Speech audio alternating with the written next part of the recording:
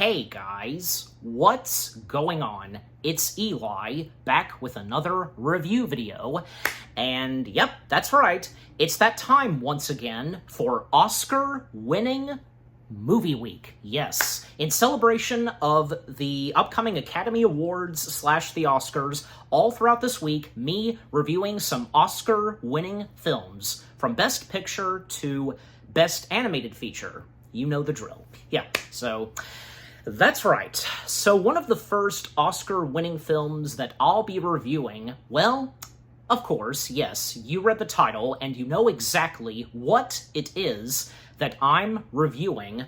Yeah, because this, of course, being a Best Picture winner, and not to mention that this Oscar-winning film is celebrating its anniversary, so of course, this is the perfect opportunity for me to review this finally. Yes, from 1975. This is One Flew Over the Cuckoo's Nest.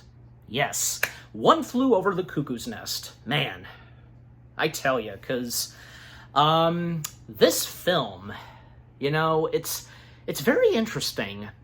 It can be hard to watch, but for me, surprisingly, I managed to pull through watching this movie.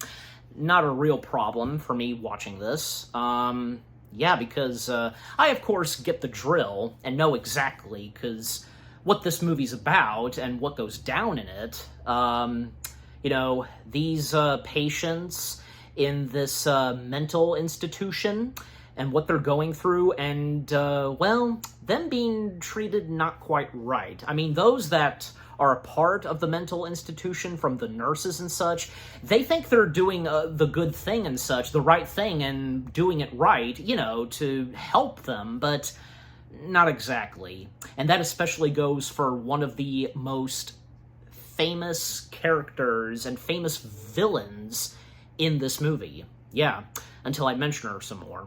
But yeah, I'm pretty sure that, yeah, I knew that One Flew Over the Cuckoo's Nest was based off of a novel, and knowing a little bit of facts and history of what went down in this movie, you know, it took quite a while for it to be made until it finally emerged and such on the big screen. Just, yeah, it's amazing.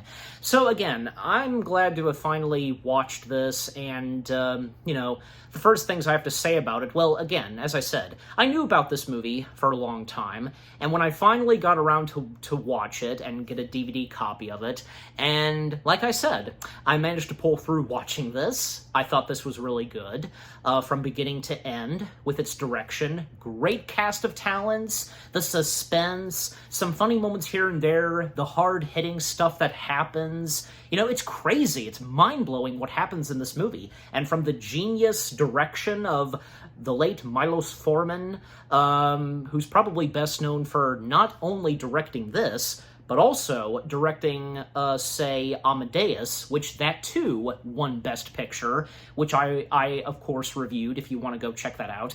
And I think I kept forgetting at times that he also was the director of Man on the Moon, the Andy Kaufman biopic starring Jim Carrey betraying Kaufman. Yeah, that one. But yeah, and fun fact, because Milos, having direct One Flew Over the Cuckoo's Nest, he would be one of those directors where, you know, he would direct a movie, two movies, I should say, that would win Best Picture. It's like, best example, Francis Ford Coppola. Him directing Godfathers Parts 1 and 2, both winning Best Picture. So, yeah, there you go. But, yeah, just, yeah, overall, One Flew Over the Cuckoo's Nest, it is without a doubt a masterpiece. Difficult to watch, even for my mom, because, you know, her finding it difficult to watch this, but, you know, there's no denying still that it is a masterpiece. Yeah, so, anyways. But yeah, overall, I thought this was really good. I really enjoyed it, just, yeah. And with the awards that it would receive at the Oscars, from Best Picture, of course, two big stars that would win their Oscars for their performances, awesome. Just, yeah.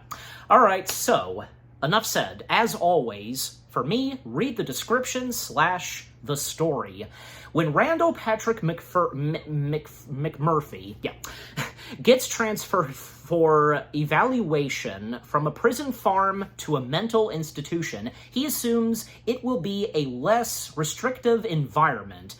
But the Martent, if I'm pronouncing that right, again, you know me sometimes, Nurse Ratchet runs the psychiatric ward with an iron fist, keeping her patients cowed through abuse. I hope I'm saying that right. Medication and sessions of electrocutional, however that's pronounced, therapy. The battle of wills between the rebellious McMurphy and the inflexible Ratchet soon affects all the ward's patients. All right, so with that out of the way, getting into the film itself, because, pretty much the entirety of this movie taking place at the mental institution, this hospital. And with our cast of characters that we see, and as the movie opens, and doesn't take too long for us to see getting our introduction of one of the main characters, whom being the main villain of this film, Nurse Ratchet, being played by the late legendary Louise Fletcher. Before One Flew Over the Cuckoo's Nest, and for real, because I first knew Louise Fletcher best for her appearance in Star Trek Deep Space Nine. Any of you Trekkies that know what I'm talking about and remember her in DS9, you know. But more than that, because, a great actress and a lot of other great movies and such that she's done, Nurse Ratchet arriving at work, and all the other characters that we see, the patients, and to go ahead and name some of them, like there's Elise, if I'm pronouncing that right, being played by Michael Berryman. There's Martini, being played by the one and only Danny DeVito. There's Bansini, if I'm pronouncing that right, being played by Josip Ellick, and there's also Cheswick, one of the other big characters of this film, being played by the late Sidney Lassick, if I'm pronouncing his name right. Again, you know me sometimes.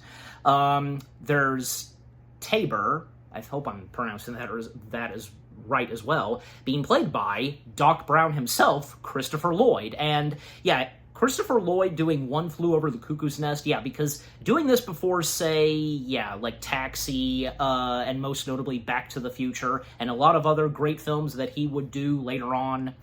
There's also Hap Arlick, being played by the late Ted Markland. Hap is, he's one of the patients that's in a wheelchair, There's also Harding, being played by the late William Redfield. And Harding is actually a very calm patient in the Institute. And there's also Chief Bromden, and he's Indian, being played by Will Sampson, whom we think at first that, he is deaf and can't hear, and he doesn't talk. There's also Fredrickson, being played by the late Vincent Schiavelli, if I'm pronouncing his last name right, and who would once again work with the director of One Flew Over the Cuckoo's Nest, making a small appearance in the opening of Amadeus. Another great actor and a lot of other great stuff that he's been in. I also remember him making a guest appearance in an episode of Season 1 of Star Trek The Next Generation. If any of you remember his appearance in Season 1 of TNG, you know. And also, and apparently this is what launched his career, because in the credits, he was credited being introduced. That being Billy Bibbit, being played by young Brad Dourif, who would go on to be the main voice of Chucky the Doll. Yep, that's him. And he would also be best known for being in the Lord of the Rings films, being Saruman's right-hand guy, who would ultimately betray and kill him, you know, that character. But yeah, so we have our cast of characters that I've mentioned and such, and by the way, because I didn't talk about the background, did I? Just, it's very, long story short, because, yeah, as I mentioned earlier, well, because, you know, this being based off of a novel, and the attempts of getting this to be made into a movie was first attempt by the late legendary Kirk Douglas. Yeah, Kirk Douglas. He saw, bought, and read the book, fell in love with it instantly, first got it to be adapted as a Broadway show, and then attempted for this to be made into a movie. But he was having no luck at all for years. He even wanted to star as the main leading role. But yeah, unfortunately for poor Kirk, he was having no luck until enter his young son, Michael, whom after graduating school and so on, made it to Broadway and such, he was interested in adapting One Flew Over the Cuckoo's Nest into a movie, and which, surprisingly, he succeeded on that, finding a director and making, you know, enough money and such, the budget for this movie and so on. So yeah, good on Michael's part, and well, Michael, of course, being one of the producers, so nice on Michael's part, making his old man proud, and yeah. And as I mentioned, Kirk, he was wanting to play the lead role, but at a certain point, and when the movie finally happened, at that point he was considered too old for the lead role, and I'm pretty sure, yeah, have a good idea whom he wanted to play, which I'm going to mention now. So yeah, but there's your background. So almost forgot to mention that, good thing I did. So yeah. And also to mention the guy who wrote the novel, Ken Kesey. Yep. Without him, because we wouldn't have the movie itself, and yeah, from there on. But anyways, so as I named our cast of characters that are in the institution, well, a new face arrives, which being, and as I said his name in the description / the story, R.P. McMurphy, yeah. And mostly he's named McMurphy, yeah. And McMurphy being played by the one and only legendary Jack Nicholson. Yeah. Jack Nicholson, of course, how can you not love Jack Nicholson and what he brings to his performance as McMurphy? It's amazing. McMurphy, like his first interactions with those in the mental hospital, they go pretty well at first, and even, you know, introducing himself, and even when he first encounters the chief Indian, he's very tall and such, and doesn't let out a word at first, and that's when, you know, again, apparently we first learned that the chief is deaf and, you know, can't understand. And McMurphy, you know, meeting with, say, Martini and also Harding and Cheswick, they're playing cards, and McMurphy interacting with them, and even showing Martini, most notably, a pack of cards that he brought, which apparently they're nude cards, you know, because we see butt cheeks and such, you know. And the sequence where McMurphy has a meeting with Dr. Spiffy, if I'm pronouncing the character's name right, being played by the late Dean R. Brooks, and which, by the way, Dean R. Brooks is an actual doctor, and, well, this is his only acting role that he ever did, and hey, because that's nice to see, you know, because actually needing some real, like, doctor stuff, and even some of the patients that appear in the background, some of them are real, so to really get that authentic feel and vibe, you know, so that's nice to see. So the reason, and what we learned from the doctor, you know, telling McMurphy why he's been brought here is because, well, being evaluated and to see if he is, if he's ill, but not to mention that, the more we learn from McMurphy, he's been arrested 5 times, and the mentioning of assault, him too lazy to work, and bunch of other stuff that he's done, but yeah. So, yeah, and he's basically going to be spending quite a long time in the Institute until they find out and, confirm if, he is well and not ill and such. Yeah, so, yeah, and the interactions between the Doctor and McMurphy were pretty good and such. But yeah, so now McMurphy, now spending his life, for now, in this mental institute, and, well, the wardrobe that he would have on, and I like how, whenever, he has, the green shirt and such, he would always, tuck his cards, right here, and we could see them, that's funny. And, yeah, because what goes on in the Institute, because, there's some meditating, and the therapy sessions, oh my gosh, it's whenever the therapy sessions happen, at a certain point, they would get out of hand. And the nurses, most notably Nurse Ratched, not really doing a good job. I mean, they think they are, as I said, but no, not really. And not that much help for those that are in the Institute.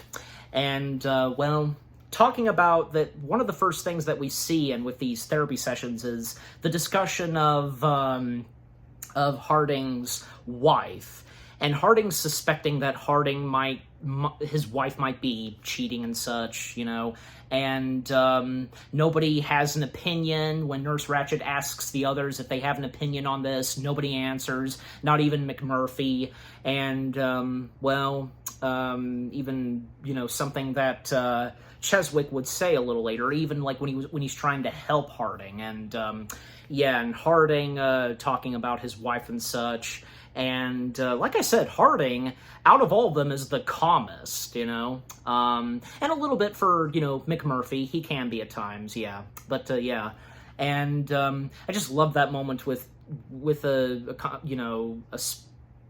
dialogue that Harding has, and Tabor telling him, why don't you knock it off with the bullshit and get to the point? Pardon my French, but it's true what he says. And, I'm talking about life, I'm talking about God, the devil, heaven, hell, do you understand? Finally, just, and, yeah, Harding, you're so effing dumb, I can't believe it, and, and Harding mentioning the word peculiar, and this triggers them, what does that mean? Peculiar, and so on, just, God.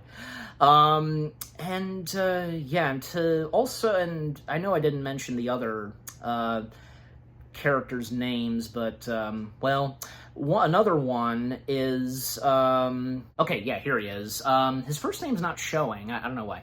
I don't know why that is sometimes with IMDb, but yeah, anyways. Jim, Seffelt, yeah, if I'm saying that right, being played by the late William Duell. Yeah, I hope I am pronouncing his last name right.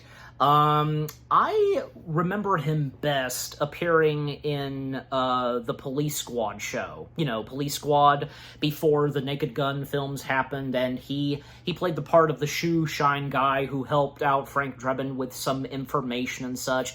If you've seen Police Squad and remember his appearance in the show, so yeah. But yeah, he is definitely best known for his appearance in the movie One Flew Over the Cuckoo's Nest. So yeah, he's another one of the big patients and such, and characters that we see. So yeah, so again, the word peculiar triggering them, and what does that mean, and so on, and Harding getting to Tabor, asking him, oh, you think I'm queer and such, and just, you think I'm queer, just and it starts to get a little out of hand, and even Cheswick trying to help out Harding, because they're trying to get to him and such, even when they try to get to him, and I only wanted to help you, I just, and Harding telling him to just please just step down, and just so on, yeah. And man, to talk more about the character of Cheswick, because yeah, Cheswick being a very sensitive one out of all of them, and the emotions that drive through him, not to mention that on set of the movie, the cast and crew were concerned for Sidney because of his behavior and so on. And man, just what's brought into the performance of Cheswick, just amazing. It makes you want to hug him, right? Because you can immediately, because, you know, it doesn't take you too long to sense what goes through some of these characters, most notably Cheswick. Yeah. And even, you know, when we get to know more of say, Billy. Yeah, Billy, because if I'm correct, yeah, because Billy has some stuttering. Yeah. Yeah, he has some stuttering, and man, because when we come to another therapy session, what's brought up on Billy? Yeah. But yeah, just things going out of hand with, you know, the therapy session and such, and yeah, the first one that we see. And moving on and to speed things up because, yeah, well, McMurphy, you know, the more time he spends and as the days go by, and well, like, you know, like one sequence where, you know, some of them are playing basketball and McMurphy's trying to teach the Indian chief how to, you know, hold the ball and throw it over the hoop and such, even getting help from, say, Bansini, you know, having Bansini lift him up and such, and, you know, he's on top of him, and, you know, taking the basketball, throwing it in the hoop and such, trying to teach the deaf Indian chief, just, yeah. Times where we would see them take their medication, you know, medication time and stuff like that, or even when, you know, music would be playing to help them, you know, soothe and so on, and, yeah. Even a few times where McMurphy is wanting for him and the others to catch the ball game, like maybe go out and see it or watch it on the TV, but it's kind of out of the question even when another therapy session happens and McMurphy bringing up the whole thing of them watching the ball game and on the television and all in favor, and to make a small change to the, you know, schedule and so on. And at first, nobody's raising a hand except for McMurphy, even, yeah, Cheswick, yeah, he too, you know, he's interested as well, but nobody is at first. And, yeah. And also, McMurphy, later on in the movie, like, considering on, you know, stepping out of the hospital, you know, maybe for a while and such, even when at a certain point, very later on in the movie, wanting to actually get out of the hospital. And, by the way, because to mention those that are a part of the mental institute, yeah, already brought up Nurse Ratched, but the other nurses, like, we have Nurse Itsu, yeah, being played by Lan Fenders. We have two black guys, you know, who are the janitors, but also they handle the patients sometimes if they get out of hand. We have Washington being played by Nathan George. We have yeah, because now another one that starts with the letter W, that being, well, and another one that we would see. Okay, so the other one is yeah, Warren. Yeah, Warren, that's his name. And Warren being played by, how did I miss him? Because he's right up here. So yeah, Warren being played by try my best to pronounce this name. Warren being played by Wako Kambuka. I want to say the M is silent, but again, you know me sometimes. Bear with me. But yeah, and another one that works at the mental institute, but we don't see him until a very later on in the film. I won't mention him just yet, but yeah, he's definitely a familiar face, and who actually would work alongside with Jack Nicholson twice. First time in this movie, and, well, another movie that they would work on a decade later, and the shirt that I'm wearing, because, well, obviously, because to go along with Jack Nicholson, but still, yeah, anyways. Well, not to mention that, hey, One Flew Over the Cuckoo's Nest is, as of now, a Warner Brothers movie, so, yeah, anyways. So, yeah, again, things that go on in the Institute, like, yeah, the whole thing of them, like, you know, McMurphy especially, wanting him and the others to watch the ball game, even when at a certain point, well, like, before that, because there was a moment where, you know, at times when we would see them play cards, and still, things getting a bit out of hand, even, like, say, when they're in the bathroom and they're kind of playing cards and such, and McMurphy, nice on his part, like, calming them down and such by squirting them with a hose and so on, even attempting to try to get out, you know, because a moment where McMurphy's trying to lift the sink faucet and so on, you know, but having no luck, and yeah. And actually, Jack Nicholson did try to lift that, and he actually kind of like wounded his arms a little bit because of that, but of course, he turned out fine at the end. And by the way, another fun fact, while filming One Flew Over the Cuckoo's Nest, Jack Nicholson received a BAFTA for his performance, yeah, in Chinatown, yeah, because having to do something, you know, this having to do with Chinatown, and he was not there in person at the BAFTA Awards, so what happened was, some special footage being sent to the BAFTA Awards of him on set doing One Flew Over the Cuckoo's Nest with the entire cast surrounding him. That was awesome. And by the way, while we're on that subject still, on the set of One Flew Over the Cuckoo's Nest, the director of the film, there were times where he would be rolling the camera while the cast were not in character and they didn't notice, to get the authentic feel and such that they were having a good time. Just, yeah, that was awesome. And also, fun fact on Louise Fletcher, because, well, she was disappointed that everybody else, they were acting happy and cheerful, while her and the others, nurses and such, they acted cold and no smile, nothing. And when production nearly wrapped and such, Louise Fletcher, she basically stood up and removed her clothing. All was left was her panties, to show her fellow cast members that she was not cold-hearted and so on, and that she can have a good time.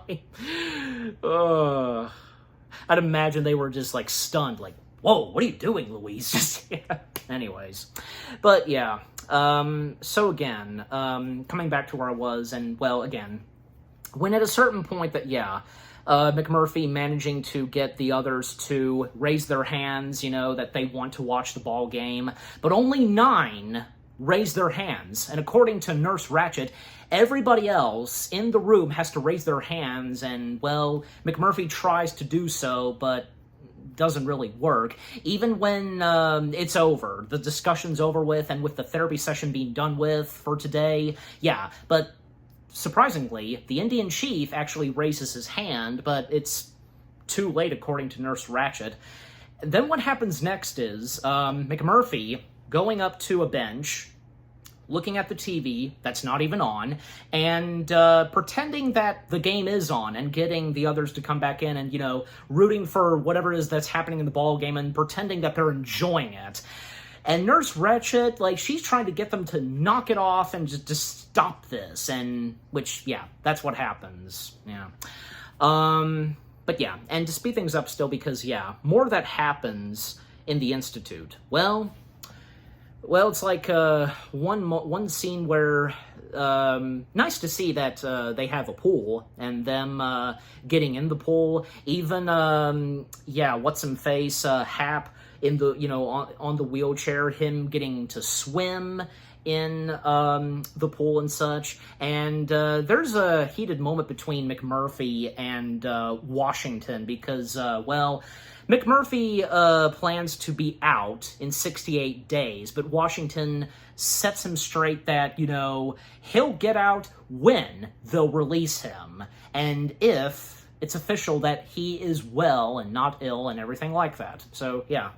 And more that happens later on. Well, like, yeah, to go ahead and talk more about, say, Billy, because, yeah, Billy, when it comes to him and during a therapy session, well, the mentioning of a girl that he wanted to marry and such, I think, yeah, named Celia, and again, him having a stutter problem, and also the mentioning of Billy's mom, and apparently we learned that Nurse Ratched is friends with Billy's mom, and yeah, even Billy, like, having trouble, like, asking the girl Celia to marry him and such, and, you know, not telling his mother and so on, just, yeah, and even apparently, Billy was suicidal at one point, just, yeah, again, just the therapy sessions that go on in this movie, just, God, insane, and you think that the nurses, they would do the right thing, but not really. From their point of view, and from our point of view. Not from theirs, the nurses. And that's another thing, because even Louise Fletcher, you know, what she brought to the performance and what she stated in interviews and such, that, you know, she, you know, can see, and, you know, with what bringing into the performance of Nurse Ratched, that Nurse Ratched thinking that she is doing a good thing, helping them, but not really. She can't see it, but the patients can, and us audiences watching the movie, we can clearly see that. Yeah, and, you know, and that's just what makes the character of Nurse Ratched such a good, unexpected villain. You know, again, she thinks that she's doing good, but not really. So, yeah. Not to mention that Nurse Ratched, being in, I think, yeah, in the top 5 list of the, villains of AFI, yeah, the AFI list of the greatest villains, and her being in the top 5, so yeah, rightfully so. Oh yeah. Being right there next to, say, like, Darth Vader, the Wicked Witch of the West, Norman Bates, Hannibal Lecter, need I go on, just, it's awesome. And Mr. Potter from It's a Wonderful Life. But anyways, so, yeah, again, as I mentioned, you know, the therapy sessions that go on, and as I mentioned of Billy, then there's one moment where, McMurphy has a plan. He gets help from the Indian chief, because while outside and out on the basketball, court session such, he gets help from the Indian chief while no one is noticing, not even, say, Washington and Warren, to get over the barbed wires and the fence and such, and yeah, and the plan succeeds, and McMurphy climbing on a tree, and yeah, and catching a ride on a bus, because yeah, there are times where the patients will get to take field trips, and this time, McMurphy sneaking on the bus while, surprisingly, his fellow, patients and such, you know, from Harding and Cheswick, Tabor, them, they are the ones that are going to get on the bus, and McMurphy hijacking the bus. So now, this time, the field trip that they're going to take is, what McMurphy's going to do, a special one that he's going to do, and at first, and when going through the town some, McMurphy stops to pick up a chick that he knows of, Candy. Candy being played by Muse Small. Once he picks up her, well, they charter a boat. Yep, they charter a boat. And the harbor master, being played by Mel Lambert, and actually, he wasn't an actor before doing this movie, because he was a car salesman, and he had a run-in with Michael Douglas on an airplane and such, you know, airport and etc. And, well, wounding up in the movie and such, and he was good too, yeah. And McMurphy pretending to the harbor master that he and the others from the mental institute, they're doctors. So, yeah, but they successfully managed to charter a boat, and, them out in the sea, and, them starting to learn how to wield a fishing rod, catch fish, putting on life jackets. Cheswick is put to, steering the boat and such, and one moment where McMurphy and Candy, they go into the back room and such, inside of the boat, and, do the naughty stuff. But yeah, and apparently the others, when they were going to fish, they are curious what's going on inside, and them just walking up and trying to see. And Cheswick, there's one moment where he doesn't see anyone on the boat, and he thinks that they've disappeared, and he's not behind the wheel, and the boat is just... And fun fact about that, because everyone except Jack Nicholson, everybody else, they got seasick. And yeah, but well, they managed to pull it off, and with that sequence with them on a boat. And even Danny DeVito, like, he would get queasy and such whenever it would be brought up. I don't blame him, because obviously it infected him the most. But yeah, anyways, so yeah, that whole sequence where they're on a boat and such. And thankfully, one of them did catch a fish, and that was Tabor, yeah. And actually, they managed to catch a bunch of other big fish and such, yeah. And when they finally return, and, well, those at the mental institute, they're waiting for them. At least they didn't really do anything bad, per se. All they did really was just, have a good time, and, well, they caught big fishes. Gotta give them that they managed to catch big fish. Yeah. Also, those that appear at the Lady on the or something like, yeah, those near by the sea and such, like, yeah. One of them, who was in the crowd, was an uncredited cameo by a young Angelica Hudson. Yeah, and who at the time, she was dating Jack Nicholson. Yeah, so that's interesting. And yeah, so she has an uncredited appearance, and the others that have uncredited appearance in this film, well, Lady on the if I'm saying that right, Aurori Clement, if I'm saying her first name right. There's also Mary Costa. She plays Mrs. Johnson. Bill Grayton, he plays a security guard. And before they chartered a boat, and when they were going through the town, some of them noticing a TV screen, displayed by a window in a store. Actress on TV screen, that was Audrey Landers. Yeah, so anyways, so what happens after they come back, and of course they're brought back to the mental institute, the big heads, including Nurse Ratched, and her and Dr. Spivey, well, they're wondering what they're going to do with McMurphy. Well, they don't find him crazy, but they find him dangerous, and so on, how they say it. But Nurse Ratched, she's taking the chance on still wanting to keep McMurphy in the Institute and to help him.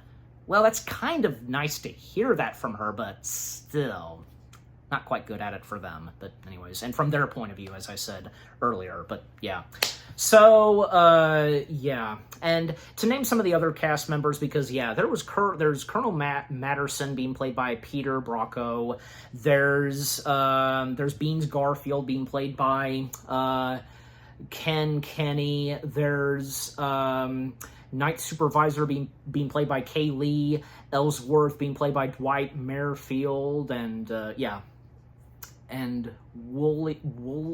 Woollesy, if I'm saying that right, being played by Philip Roth, and Scallion being played by Dallas V. Smith Jr., Ruckley being played by Tim Welch. Yeah, if I named some of them already, just, well, Anyways, but yeah, so what happens next is, well, there's one moment when we have another therapy session, well, Cheswick is asking Nurse Ratched a couple of times if he can have his cigarettes. Nobody really has their cigarettes. The reason why is because they were taken from them because of McMurphy's doings. Yeah. Only one has a cigarette, and that's mostly Harding. And, well, others like taking the cigar and such, and ultimately where it ends up, and when Harding's trying to find it, actually, the cigarette is on Tabor's pants. Little does he know, and when he, when he can smell and feel the burning of the cigarette, yeah. And it just, once again, it gets out of hand, and with this therapy session, and yeah, Cheswick having a mental breakdown, and just all he's wanting is his cigarettes, and yeah. And McMurphy's trying to get Cheswick to calm down, and that's nice to see. Good on him. And yeah, still, it just gets out of hand. And well, even when Tabor not going insane because him reacting to the burning on his leg and on his pants because of the cigarette that landed on his pants, his ankle and such, and yeah, and them taking him in because they think he's going crazy, but no, because he's reacting to the burning of the cigarette. And yeah, Cheswick going nuts, and when he's wanting cigarettes, McMurphy helping out Cheswick, giving him his cigarettes, like breaking the glass at the front desk and such, going for the cigarettes, and, Washington and Warren and the others coming in to, pin them to the ground, and, well, McMurphy punching them and such. Even the Indian chief, he helps out his new friend, McMurphy, yeah. And yeah, once again, things getting out of hand, and at that point, both McMurphy, the Indian chief, and Cheswick, they're going to be put in for this session, which being electrocution such, ECT for short, electrocusive therapy. If I'm pronouncing that wrong a little bit, mispronouncing it wrong a little bit, yeah. But again, ECT for short, so yeah.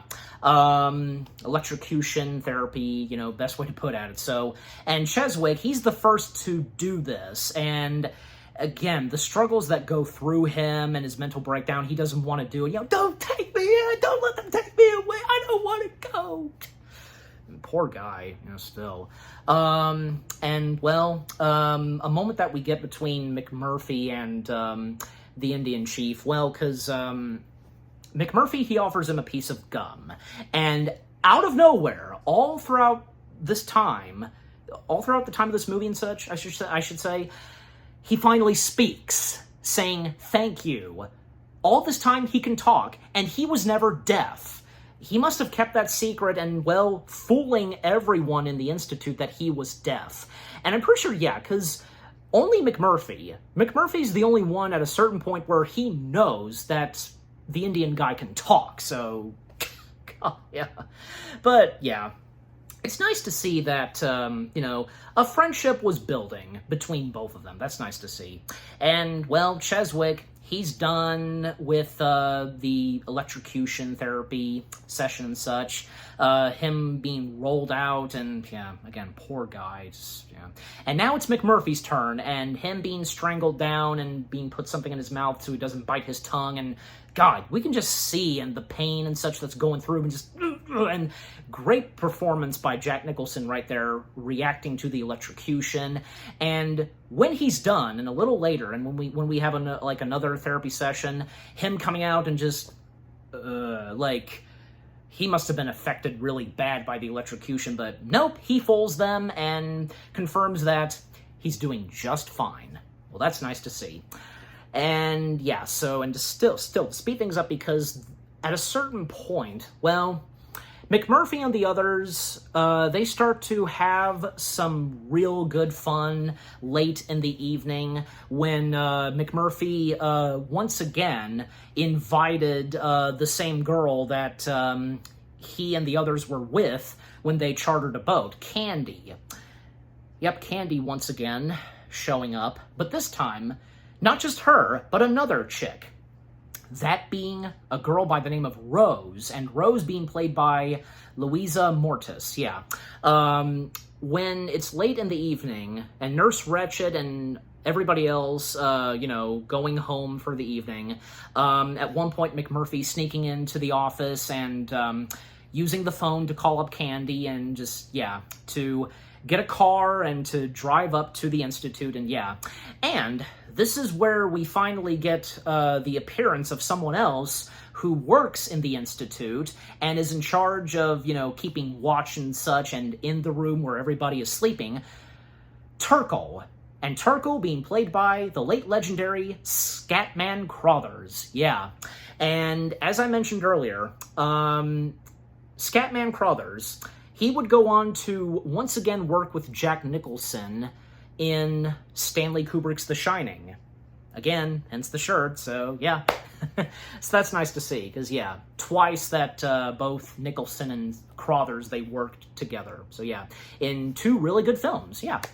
Anyway, so yeah, Turkle in charge, but surprisingly, McMurphy manages to convince Turkle to allow this, even offering him $20 and such. And when he points out to Turkle these 2 chicks that have shown up, and well, Turkle goes along with it at first. Yeah, and so now, and because they have bottles of beer and such, everybody's having a good time and such, and they're in the back room, in the office of the nurses and such. But at a certain point, it gets a bit out of hand, yeah. And someone else who is, working, still there, working at the Institute, the night supervisor. Yeah, the night supervisor, I know I probably mentioned already, yeah. Night supervisor being played by Kaylee, popping up, and Turkle, telling them that, this is bullcrap, just get out and such, but tells them to stay in there while he, interacts with the night supervisor. And when the cover is almost blown, because it's pitch black in the room, and, well, causing them to knock a few things down, and, well, one of the chicks stepping out, and Turkle, pretending to say to the night supervisor that he couldn't help himself, feeling lonesome and such in the evening time, and yeah. And all that the night supervisor tells Turkle is to, escort the girl out, and yeah. So thankfully nothing else happens, and the cover is not blown. So yeah. But ultimately, yeah, because things have to be wrapped up and such, and yeah. But the next time they have another great evening, well, around Christmas time, yeah, they have a Christmas tree up, and, once again, the 2 chicks are there, and the time and fun that they spent, and, well, even at one point, with the help of McMurphy, having Billy hook up with Candy. And, well, McMurphy's okay with this. I mean, technically Candy is his girl, but he's allowing this, and, having Billy, hook up with Candy and such, go into a private room of their own, and just, yeah. But yeah, just overall, the other time that they would have a great time and such in the evening, and again, around Christmas time.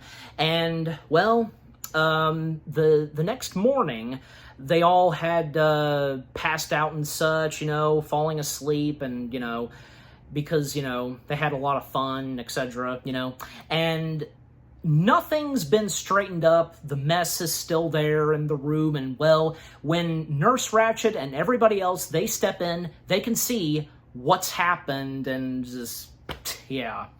And, of course, they get in trouble for this, and, well, even when the 2 chicks are discovered, one of them is at first, and even when, a window was opened, because at a certain point in the movie, McMurphy, along with, the Indian guy, they were planning to escape, literally, and they, would tag along with the 2 chicks.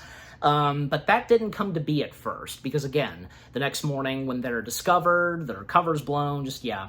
And also, Ratched telling, Washington and Warren to check if anybody escaped, and if there's nobody missing, well, thankfully nobody is, all except for Billy. Billy is nowhere to be seen.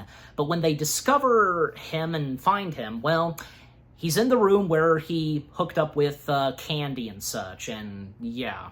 And Billy, at one point, telling Nurse Ratched that he can explain all this, and, even, pointing this out that, it was McMurphy's doing, and so on. And once again, him stuttering, and Nurse Ratched bringing up Billy's mother, you wouldn't want your mother to know about this, and so on, and please don't tell my mother, and just, ugh.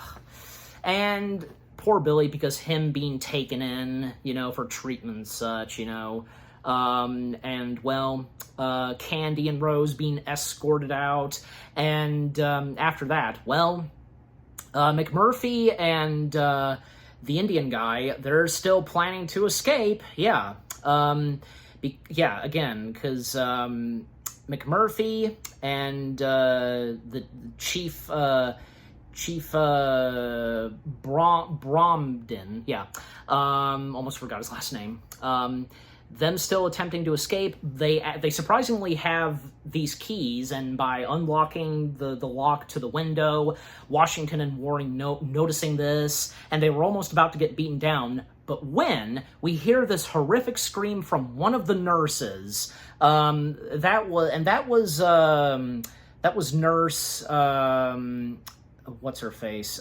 Yes, Nurse, I believe, Nurse Pilbow, who, you know, she let out this horrific scream because, well, she's got blood on her hands, and what has happened? And when we discover that, and when the other patients, they see this, Harding is horrified by this, and yeah, even when Ratchet, you know, sees this, and when McMurphy sees this, Billy killed himself. He committed suicide this time, slicing his throat and such with a piece of glass. He went ballistic officially and ending his life. And yeah. And at that point, and when Ratchet was trying to get everyone to calm down and so on, and the situation being handled, well, at that moment, we can see the rage in McMurphy's face, and he goes for Ratchet and strangling her, pinning her to the ground and strangling her.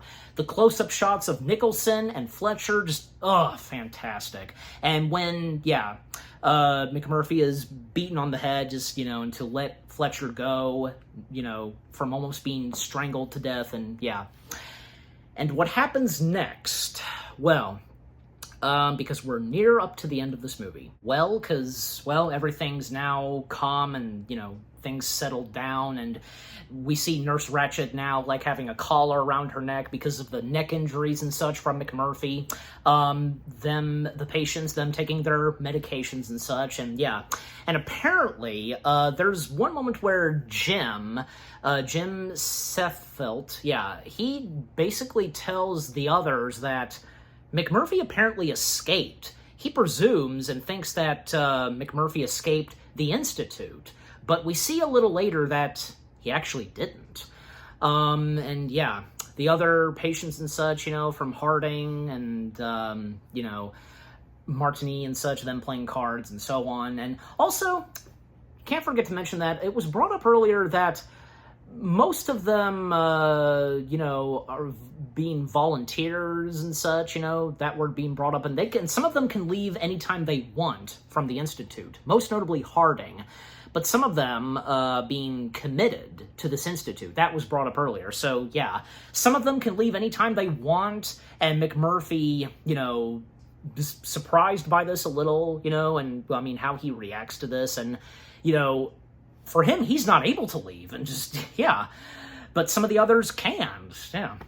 But anyways, so what happens next is, the next time we would see McMurphy, well, that evening, and when everybody's asleep, the Institute is quiet, well, Chief Bromden notices McMurphy being brought back to his bed. Bromden was, you know, tied up to his bed and such. He unbuckles and such, you know, untying himself, you know, with the belts that have tied him up to the bed. And when he approaches up to McMurphy and his bed, well, once again, their chance to escape, but unfortunately, it's too late for McMurphy because, once again, he got electrocuted, the electrocution therapy session thing, and Bromden noticing on top of McMurphy's head that he has 2 scars, and yeah, this time, he's messed up. Luckily, he wasn't at first, and even when he fooled them, but this time, it's for real, and Bromden, you know, shocked by this, and, you know, can't leave him like this, and it's very struggling for him, but he does so by placing a pillow on his face, you know, putting him out of his misery. Yeah. Because again, no doubt about it that Bromden hated doing this, but, you know, he couldn't leave McMurphy like this and so on. And yeah, ultimately, Bromden putting McMurphy out of his misery and such, being like this after getting really messed up with the electrocution therapy session, and yeah, just like that, That's it for the character of McMurphy. And what happens next for Bromden? Well, he goes into the bathroom, and he breaks off the sink faucet and such, causing a leak in the bathroom, and he throws it at a window, and thus, he escapes. Tabber was the first one to wake up to this, and he rooted for Bromden escaping, and everybody else wakes up to this, and we can see that some of them are smiling and such, but most notably Tabber. Yeah, Tabber, being happy for Bromden, and yeah, the last shot that we see is Bromden, running away from the Institute, and yeah, once he's out of sight, boom, the movie ends right there. Wow, just what a heck of a way to end off the film right there. Yeah, One Flew Over the Cuckoo's Nest. It is without a doubt a masterpiece. It really is. From beginning to end. Difficult to watch, but still, it's really good. From the story, the cast of characters, great performances from, say, Jack Nicholson, Louise Fletcher, Danny DeVito, Christopher Lloyd, the late William Redfield, Will Sampson, Vincent, what's his last name? Ted Markland, Sidney Lassick, and everybody else that was a part of this film, and of course, can't forget to mention, and because he was introduced in the credits, introducing so-and-so, yeah, Billy Bibbit being played by Brad Dourif, yeah, and with Milo Foreman's direction, Michael Douglas being one of the producers, and with the music and score, and the intenseful moments, the dark moments, and some funny moments here and there, everything about One Flew Over the Cuckoo's Nest. It is without a doubt a masterpiece. Yeah. And I'm giving One Flew Over the Cuckoo's Nest, well, what the heck, 10 out of 10 stars. Yes, 10 out of 10 stars for One Flew Over the Cuckoo's Nest. And what about you guys? What did you think of One Flew Over the Cuckoo's Nest itself? Is it one of your top favorite films, Oscar-winning films? One of your top favorites with Jack Nicholson, Louise Fletcher, Christopher Lloyd, Brad Dourif, everybody else that was a part of this? What was your first impression of this movie the first time you watched it? Were you just mind-blown by what all was happening?